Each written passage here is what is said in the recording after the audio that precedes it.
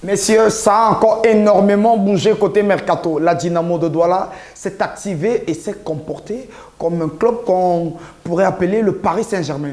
Aujourd'hui, la Dynamo compte 7 joueurs de nom, je précise bien, 7 joueurs de nom ayant un vécu dans le football camerounais en particulier. On ne va pas seulement parler de la Dynamo parce que de l'autre côté, on a la formation de Bamboutos de Bouddha qui s'est aussi énormément activée durant ce mercato et on vous fera le point complet sur la liste des nouvelles recrues des Mangwa Boys.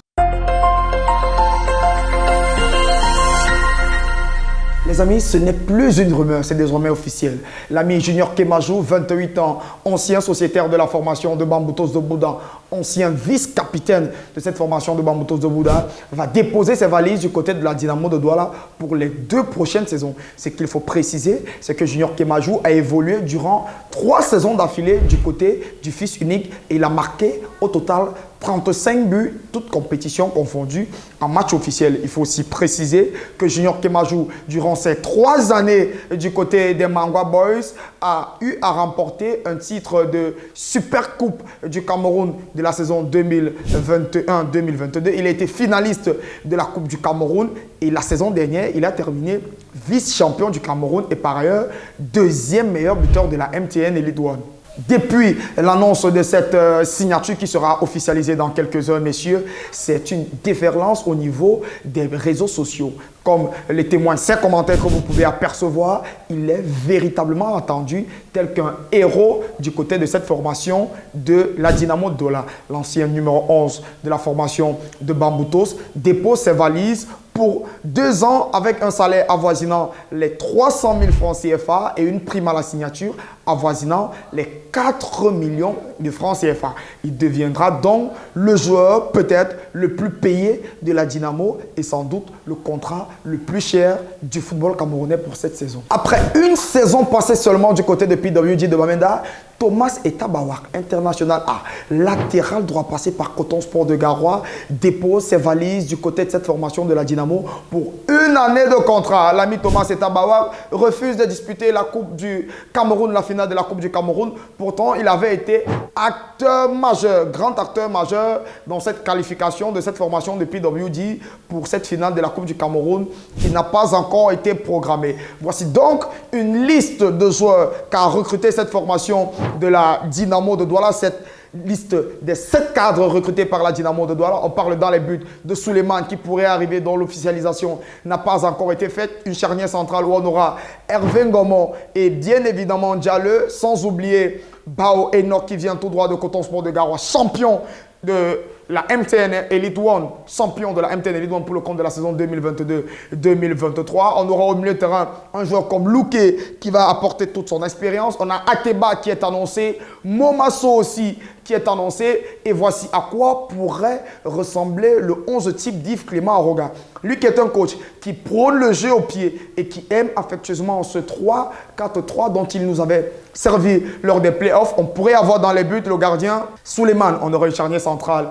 de 3 joueurs composés de Bao Enoch, de Diallo et de Hervé Ngomon. Piston droit, on pourrait avoir Tanga qui a été déjà joueur de cette formation de la Dynamo lors de la saison dernière. Et à gauche, très polyvalent, on pourrait avoir Thomas Etabawak. On aura donc un milieu de terrain composé d'un ancien Gatchouet qui était là la saison dernière et bien évidemment de Louké qui était un maillon essentiel du dispositif de Yves Clément Aroga lors de la fin de la saison dernière quand il avait pris cette formation de Bamboutos de Bouddha. En attaque, c'est évident et c'est très trivial. On aura le boss Junior Kemajou qui sera bien évidemment à la pointe de cette attaque.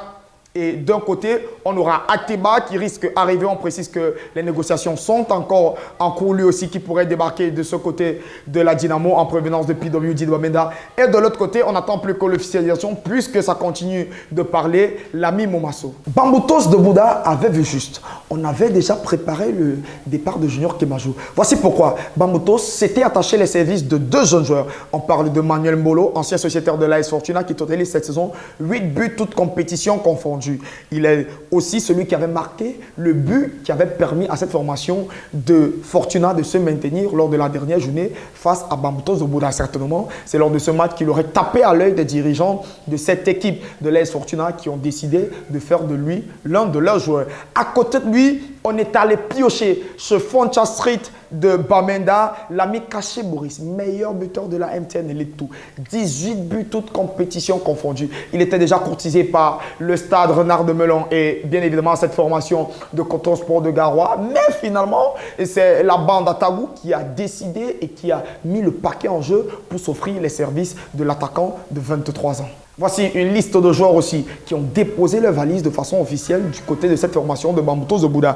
On a Caché Boris qui vient de Foncha Street de Bamenda. On a Manuel Mbolo qui vient de l'AS Fortuna. On a Stéphane Ongene, défenseur central, 20 ans, qui nous vient tout droit de Yafoot. On a le jeune Noah. On est allé chercher à l'académie de Nyom 2, 18 ans, milieu de terrain, profil box-to-box qui vient apporter un peu de qualité à ce milieu de terrain qui s'est dégradé avec le départ de Louké et de Benjamin Bioleux. À côté, on a Ekoy qu'on a recruté comme gardien qui vient de la formation de Bamenda, de Young Sport Academy de Bamenda. On est allé du côté de la République centrafricaine pour recruter 2 joueurs.